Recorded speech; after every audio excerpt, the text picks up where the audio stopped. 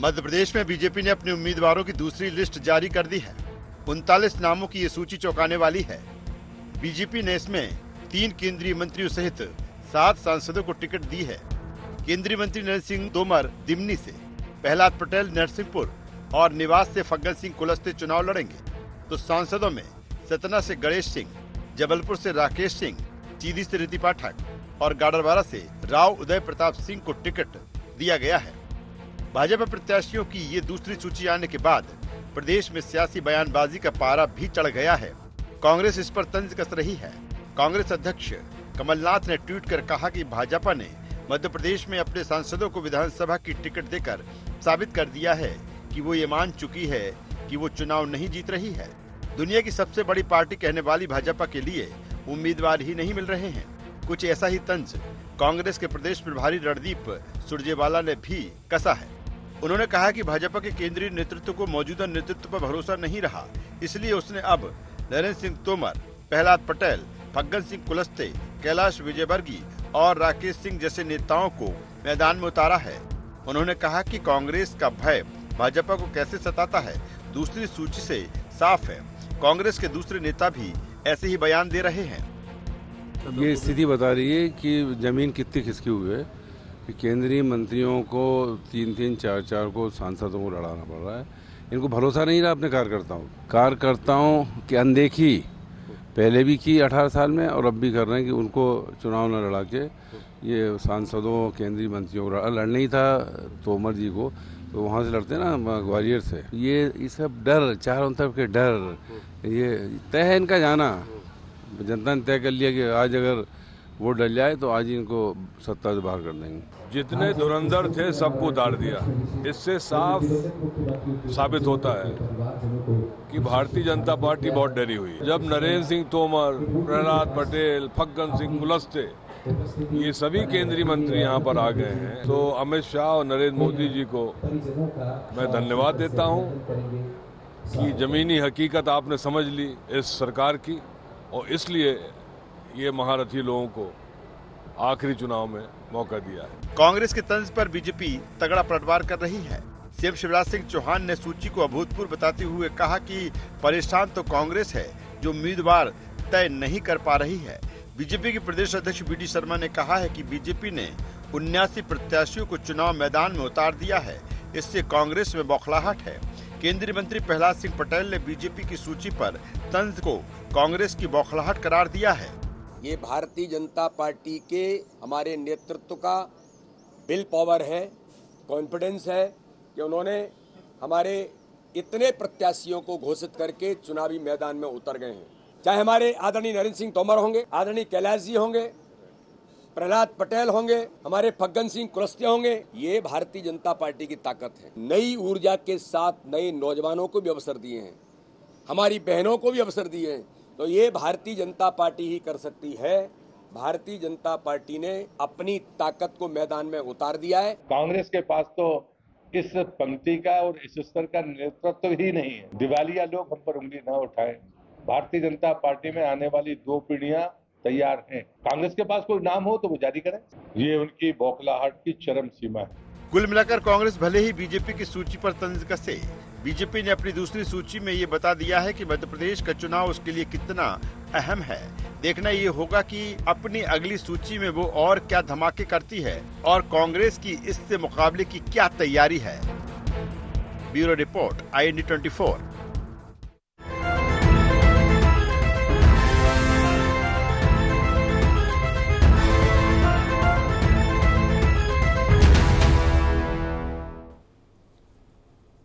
नमस्कार, IND agenda सूची पर सियासत में आपका स्वागत है।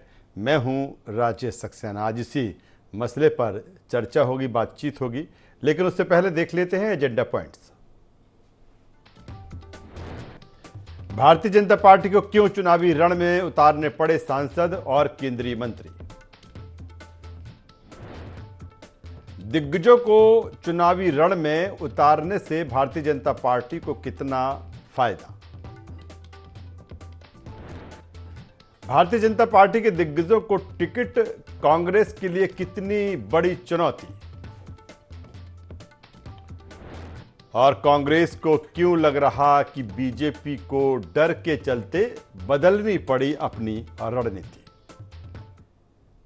तो ये अहम पॉइंट्स हैं, बिंदु हैं, जिनके इर्द गिर्द आज की हमारी चर्चा होगी, डिबेट होगी।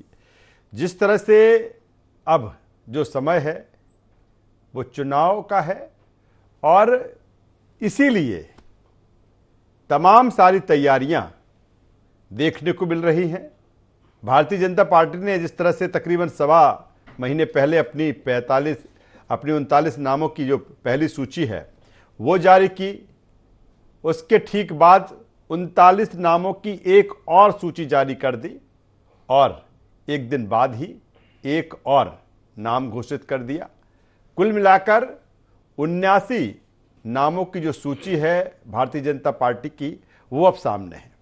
लेकिन जो दूसरी सूची है उस सूची ने निश्चित तौर पर सभी को चौंकाया। वो तमाम सारे विश्लेषण, तमाम सारे एनालिसिस अलग अलग सीटों को लेकर दावेदारों के हो रहे थे, उससे उलट जो नाम है जाहिर सी बात है चौंकाने वाले हैं, क्योंकि उसमें 7 सांसद हैं और इन 7 सांसदों में 3 केंद्रीय मंत्री हैं जिन्हें मैदान में उतारना पड़ा। क्या है इसके पीछे की रणनीति? क्या आने वाली जो सूची है इसी तरह की होगी, चौंकाने वाली होगी, या ये भी अब चर्चा एक बार फिर छिड़ गई है कि एक जो गुजरात पैटर्न रहा जब विधानसभा चुनाव में, कुछ उसी अंदाज में भारतीय जनता पार्टी नजर आ रही है। लेकिन कांग्रेस सवाल खड़े कर रही है। कांग्रेस कह रही है कि भारतीय जनता पार्टी को ये मालूम पड़ गया है, ये डर लगने लगा है कि उनकी जो हालत है वो पतली है, इसीलिए इस तरह के फैसले लेने पड़ रहे हैं। आज इसी पर चर्चा होगी, बातचीत होगी। चर्चा शुरू करें उससे पहले अपने मेहमानों से आपका परिचय करा देता हूं, तारुफ करा देता हूं, फिर चर्चा कुछ डिबेट को हम आगे बढ़ाएंगे। 3 मेहमान इस चर्चा में हमारे साथ में भारतीय जनता पार्टी के वरिष्ठ नेता, प्रदेश प्रवक्ता ब्रजगोपाल लोहिया साहब, स्वागत है लोहिया साहब आपका। हमारे साथ में है कांग्रेस के युवा नेता, महासचिव अमित शर्मा जी। अमित जी आपका स्वागत है। वरिष्ठ पत्रकार देवदत्त दुबे साहब हमारे साथ में। देवदत्त जी आपका भी स्वागत करता हूं। मैं सीधे ब्रजगोपाल लोहिया साहब के पास में आता हूं। लोहिया साहब, जैसी ही दूसरी सूची आई तभी से जो चर्चा है या जो इसका एनालिसिस है वो थमने का नाम नहीं ले रहा है। मुझे लगता है कि अच्छे पंडितों ने नहीं सोचा होगा कि इस तरह की भी सूची भारतीय जनता पार्टी जारी कर सकती है। मेरा सीधा सा सवाल, इसके पीछे का संदेश क्या है? क्या आने वाली सूची भी इसी तरह की होगी? तमाम ऐसे फैसले, निर्णय होंगे जो चौंका सकते हैं?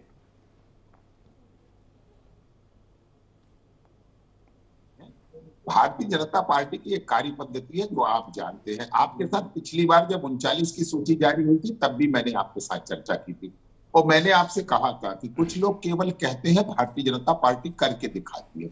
पहले 39 की सूची आई, कांग्रेस पार्टी 1 साल पहले से कह रही है कि हम पहले 1 साल पहले सूची जारी करेंगे, फिर कहा 6 महीने पहले करेंगे, फिर कहा 4 महीने पहले करेंगे, परंतु आज तक भी कांग्रेस कोई सूची जारी नहीं कर पाई है। हमने 39 की सूची जारी करी थी और कल फिर 39 की करी और आज 1 की करी। और इसमें देखिए आप कि कितने गर्व की बात है कि भारतीय जनता पार्टी के पास इतने नेता हैं, इतने चेहरे हैं कि हर चेहरा लोगों को आश्चर्यचकित कर देता है। ये पार्टी विद डिफरेंस होने का मतलब ही यही है। एक कार्डर बेस्ड पार्टी होने का मतलब ही यही है।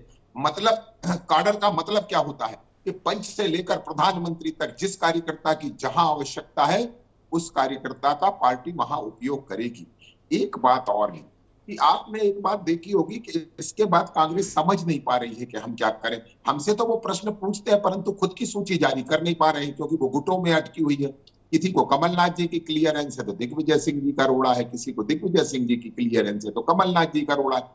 भारतीय जनता पार्टी में किसी नाम पर किसी का रोड़ा नहीं है और भारतीय जनता पार्टी का प्रत्येक नेता, आपने देखा होगा कि हम 79 नाम घोषित कर चुके हैं। लेकिन लोहिया साहब वो कह रहे हैं लोहिया साहब, जो सूची आपकी है वो कह रहे हैं कि आपने ये देख लिया कांग्रेस का भय भाजपा को कैसे सताता है, ये दूसरी सूची में साफ हो गया है। आपको अपने दिग्गजों को, महारथियों को मैदान में उतारना पड़ा।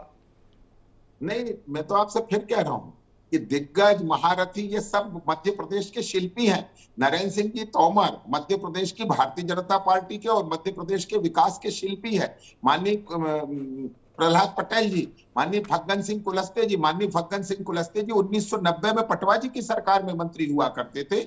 माननीय प्रहलाद पटेल जी भारतीय जनता पार्टी के वरिष्ठ नेता हैं। अब आप मुझे एक बात बताइए कि हम तो कांग्रेस से भी आग्रह करते हैं कि आप भी आइए, अजीत कुरैशी जी को टिकट दीजिए, दिग्विजय सिंह जी को चलिए टिकट दीजिए, अमित जी जिसको से ही देना ले लेता हूं दीजिए, सवाल, हमारा अमित कोई जी से ही रोड़ा ले नहीं लेता है। हूं लोया आप साहब। तो आइए, और हमने एक चलिए बात और कह के बात अमित खत्म शर्मा करूंगा जी, कि अमित इसमें शर्मा अनुभव के जी, साथ नए चेहरे भी हैं। राजेश जी, आपने एक बात पर गौर किया होगा, जहां जी। अनुभवी नेता हैं उनके जी। साथ साथ नए चेहरे हैं, महिलाओं के 8 चेहरे हैं। तो हमने तो चलिए आता हूं लोया सर्वव्यापी साहब, लिस्ट दोबारा जारी की आऊंगा है अमित जिसमें शर्मा सभी जी का के पास में समावेश आ जाता हूं। अमित जी, जिस तरह की ये सूची हो, जब बात हम कर रहे हैं, जब इसका विश्लेषण कर रहे हैं, तो यही कि जिस तरह की एक रणनीति है, कुछ अलग अंदाज में भारतीय जनता पार्टी नजर आ रही है।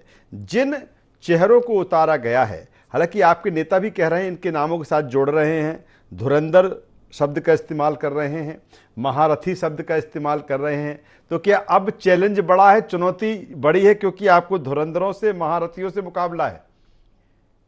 राजेश भाई, भारतीय जनता पार्टी की सूची आई और भारतीय जनता पार्टी ने कई इनके शीर्ष नेतृत्व को, जो केंद्र में मंत्री थे, जो केंद्र की राजनीति करते हैं, जिनका शिवराज सिंह चौहान ने पलायन करा रखा था मध्य प्रदेश से, उन लोगों को वापस, जो पिकनिक मना रहे थे इधर उधर, उन लोगों को वापस बुलाया और बुला के अब अपनी नई नई जिम्मेदारियों पर लगा दिया।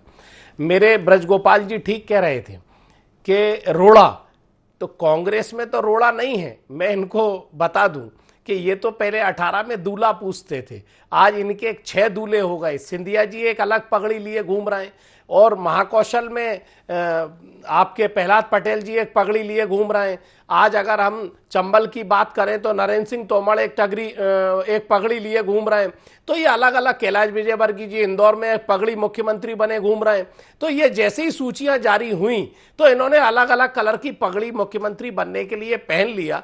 और जो रोड़ा था शिवराज सिंह चौहान, इन सब लोगों ने मिलकर, भारतीय जनता पार्टी के नरेंद्र मोदी जी ने, इनके शीर्ष नेतृत्व अमित शाह ने, ये रोड़ा जो शिवराज सिंह चौहान था इसको दूर कर दिया।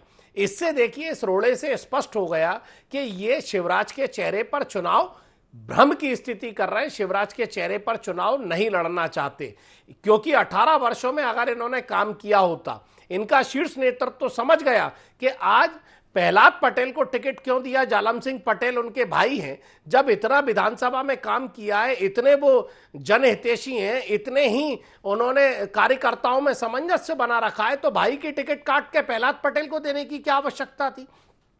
आज आकाश विजयवर्गीय ने इंदौर 3 में अगर बहुत काम किया होता तो एंटी इनकम्बेंसी क्यों भांपती भारतीय जनता पार्टी, और पुत्र को काट के पिता को 1 नंबर भेजती? आज ये इस तरह की जो घटनाएं हो रही हैं, ये कम से कम एक जो भारतीय जनता पार्टी के नेताओं में, पूरे संगठन में जो डर का भाव है, ये लगातार जो कमलनाथ जी की वाहवाही हो रही है, कमलनाथ जी की जो वचन जो दिए गए उस पर जनता जो विश्वास कर रही है, आज बात सूची की नहीं है। आज बात सूची कोई पहले निकाल दे या बाद में लोहा जी निकाल दे, उससे कुछ नहीं होना।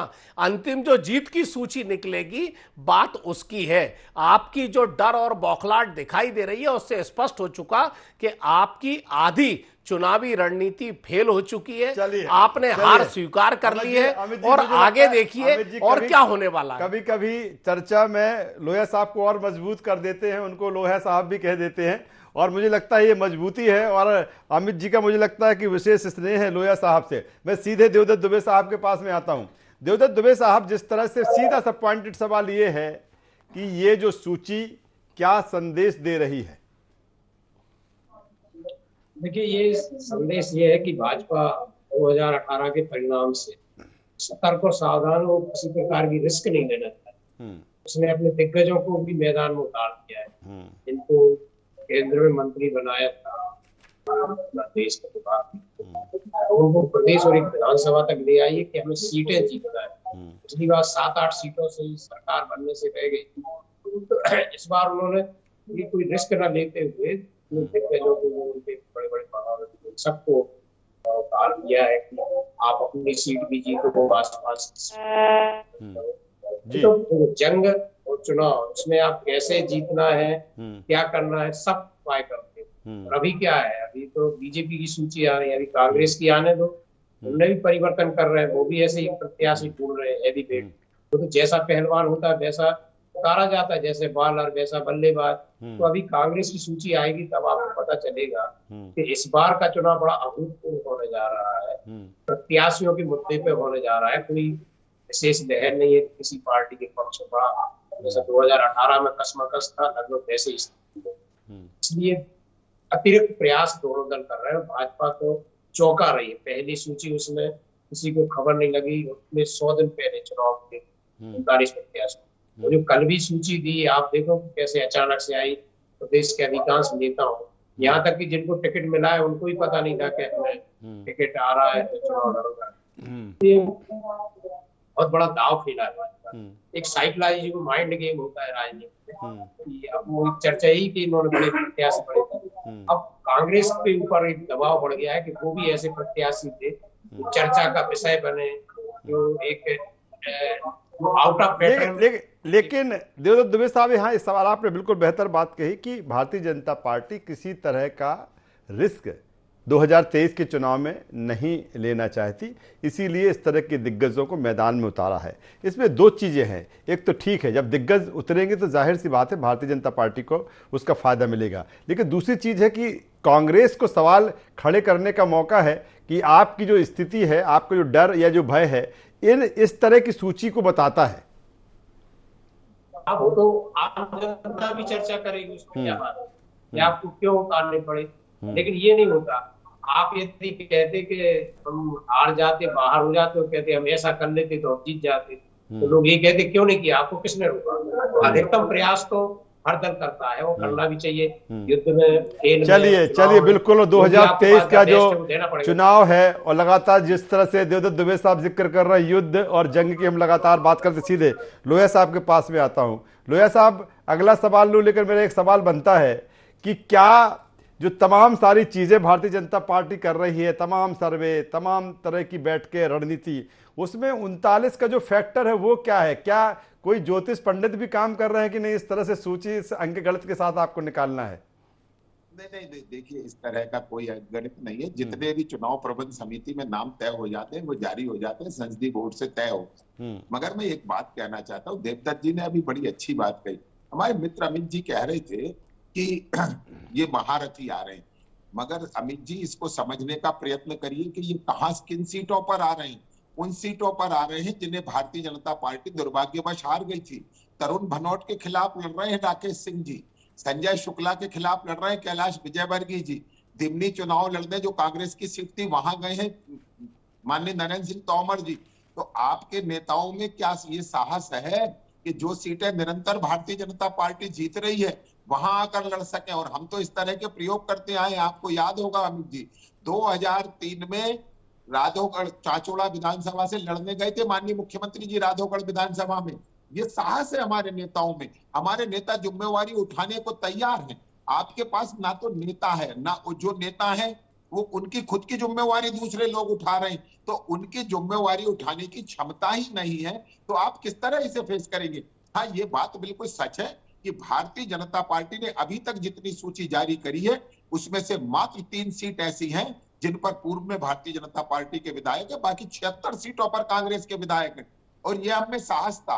और एक बात और कहूंगा, जो 103 आकांक्षी विधानसभाएं हैं, सबसे पहला चुनाव तो हम उसमें लड़ रहे हैं, और हम तो उन विधानसभाओं में भी चुनाव लड़ रहे हैं। राजेश जी, पहले भी आपकी मेरी चर्चा हुई है कि हमने तो लक्ष्य तय किया है कि हम छिंदवाड़ा कैसे जीतेंगे, पिछौर कैसे जीतेंगे, लाहार कैसे जीतेंगे, हम चाचोड़ा कैसे जीतेंगे।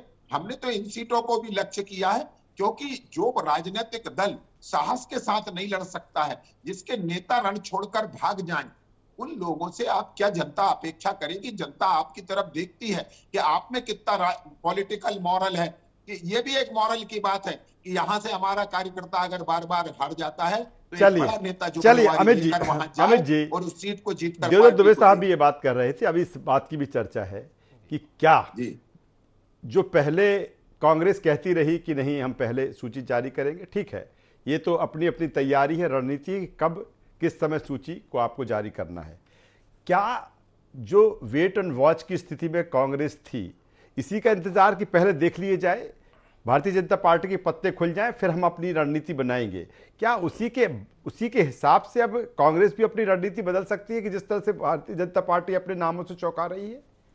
देखिए, मैं राजेश जी बताऊं कि भारतीय जनता पार्टी की तरह कांग्रेस विचलित और डरी हुई नहीं है। कांग्रेस ने अपनी संगठन की कार्य क्षमता के आधार पर, कमलनाथ जी के सर्वे के आधार पर, एआईसीसी के जो सर्वे हुआ है उस आधार पर लगातार कमलनाथ जी पिछले 1.5 वर्षों से 1-to-1 लगे हैं। प्रभारियों से अलग रिपोर्ट ले रहे हैं, वहां के संगठन से अलग रिपोर्ट ले रहे हैं, तमाम तरीकों से एक एक पृष्ठभूमि पर बातचीत हो रही है, एक एक वरिष्ठों से बातचीत हो रही है, वहां के कार्यकर्ता और संगठन से बातचीत हो रही है। उस आधार पर लगभग टिकट तय है। और आपने माननीय हमारे अध्यक्ष कमलनाथ जी का बयान सुना था कि बात टिकट तो घोषित समय आ जाएगा, हो जाएगी, लेकिन जिन्हें चुनाव लड़ना उसे उन्हें इशारा कर दिया जाएगा। मतलब इशारा कर दिया गया है, बात सूची नहीं है। सूची तो खैर हम 48 घंटे और रुकेंगे, सूची देखने पे आ जाएगी। बात अभी इस बात की है कि अभी कौन सा व्यक्ति चुनाव जीत सकता है, कौन सा चुनाव नहीं जीत सकता, और राजनीतिक और सामाजिक समीकरणों को भी कांग्रेस बड़ी ध्यान से देखने को आ रही है। अब बात आई जो हमारे भारतीय जनता पार्टी के प्रवक्ता ने कहा, तो भैया जरा एक्सपेरिमेंट ज्योतिरादित्य सिंधिया पर भी कर देते, थोड़ा सा गुना से केपी यादव से पूछ लेते कि उन्हें उतारना है कि नहीं उतारना। अब मेरी समझ ये एक्सपेरिमेंट मान रहे हैं लोया जी, बेटे की टिकट काट के पिता को दे रहे हैं। और एक्सपेरिमेंट तो जब होता है ना जब बेटा अच्छा काम करता और उसको वहीं के वहीं टिकट देते, तो मैं समझता कि एक्सपेरिमेंट हो रहा है। इस पूरे एक्सपेरिमेंट को चेक करने जब अमित शाह आए तो उन्होंने सबसे ज्यादा एक्सपेरिमेंट खराब माना शिवराज सिंह चौहान का। तो अगर इतनी कद्दावर उतार रहे हैं, एक्सपेरिमेंट देख रहे हैं, तो शिवराज सिंह चौहान का टिकट सबसे पहले घोषित कर देते। मैं आपसे फिर आग्रह कर रहा हूं, आज हमने छिंदवाड़ा का टिकट घोषित किया। आप इस सूची को डरी और सहमी बता रहे हैं, लेकिन इसको अगर दूसरी तरफ देखा जाए, क्योंकि जो हम लगातार बात करते हैं कि अब जो इलेक्शन का पैटर्न है वो बदल गया है, उसमें मनोविज्ञान भी है, उसमें मैनेजमेंट भी है। नहीं लगता कि जो सूची दिख रही है एक बेहतर मनोविज्ञान और बेहतर मैनेजमेंट इसमें?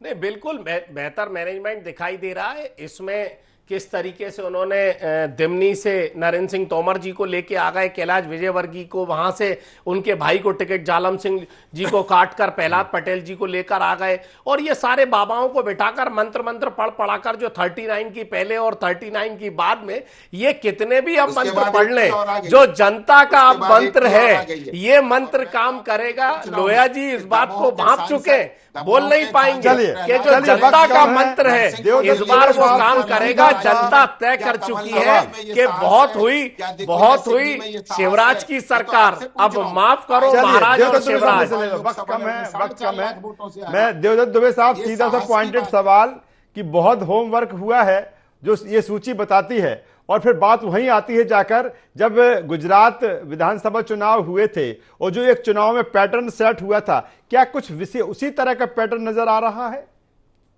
इस सूची को देखकर? प्रदेश के लिए तो ये आउट ऑफ पैटर्न रहेगा, लेकिन भाजपा का जो केंद्रीय नेतृत्व है उसने एक नया जो पैटर्न सेट किया है कि एंटी इनकम्बेंसी को डायलूट कैसे करें, जिन वर्तमान विधायक मंत्रियों को काटकर, और वो एक नया परिवर्तन करके कुछ नयापन उन्होंने 2 सूचियों में दिखा दिया है कि हम कुछ ऐसा करेंगे जिससे एक चर्चा का विषय बने और कुछ लोगों को चेंज दिखे। तो ये जो राजनीति के अपने तरीके हैं, तो भाजपा जब भी ऐसी कभी भी एंटी इनकम्बेंसी बढ़ती है, मुश्किल में दिखाई देती है, तो वो दांव पलट के खेलती है। बाकी लोग मैनेजमेंट करते हैं जीतने के लिए, ये कुछ चेंज करके देखते हैं तो उनको सफलता मिलती है, वो देख रहे हैं। अब मध्य प्रदेश और गुजरात की पूरी राजनीतिक पृष्ठभूमि अलग है। गुजरात से मोदी जी शायद दोनों जन आते हैं, वहां उनका अलग प्रभाव, यहाँ क्या होता, अभी थोड़ा सा और इंतजार करेंगे। चलिए थोड़ा सा और इंतजार करेंगे, लेकिन जी राजेश जी मैयर में ये नारायण त्रिपाठी जी को ले गए थे हमसे और फिर उन्हें टिकट दे दी, अब उन्हें भी छोड़ दिया, अब फिर वो जो एक हमारे दूसरे टिकट सुनने में खबर शायद वो आपके पास आ रहे हैं वापस। ये सिर्फ दूसरे दलों पर एक्सपेरिमेंट कर रहे हैं, उनके भरोसे बचे बस। अब ये इनके पास अब खुद का प्रत्याशी नहीं बचा है। खुद के ये दम से तो लड़ी एक्सपेरिमेंट नहीं रहे। लेबोरेटरी इसमें बना रहे पूरी हैं, निगाह आपकी क्योंकि अब भारतीय इनके जनता पास जो पार्टी की है। भ्रष्टाचार का आप लेवल जब लगा है, देखेंगे- जो चलिए, महिलाओं के चलिए, मैं अत्याचार उसी का, बात पर आता हूं। बेरोजगारी का, अब ये जनता समझ चुकी है। देवदत्त दुबे साहब अक्सर ये बात करते हैं कि जो समय है बदलते पैटर्न का इलेक्शन का, उसे मनोविज्ञान भी है, उसमें मैनेजमेंट भी है, और देखना होगा। मुझे लगता है इस चुनाव में वो जिनको हम चाणक्य कहते हैं, ऐसे चाणक्यों की भी अग्नि परीक्षा है, ऐसे मैनेजमेंट गुरु की भी अग्नि परीक्षा है कि किस तरह से इस इलेक्शन को मैनेज करते हैं और किसका मैनेजमेंट तगड़ा दिखता है। लेकिन अंत में जनता ही सर्वोपरि होती है, उसी को यह तय करना है कि किसका मैनेजमेंट, किसकी रणनीति, किसकी स्ट्रेटजी, वादे दावे मुद्दे उसको भाते हैं। तीनों मेहमानों का यहाँ पर मैं धन्यवाद करता हूँ, शुक्रिया करता हूँ। तो कुल मिलाकर सूची भारतीय जनता पार्टी की पहली, दूसरी, फिर एक और नाम, 79 नाम अब सामने है। लेकिन जो पैटर्न सेट किया है भारतीय जनता पार्टी ने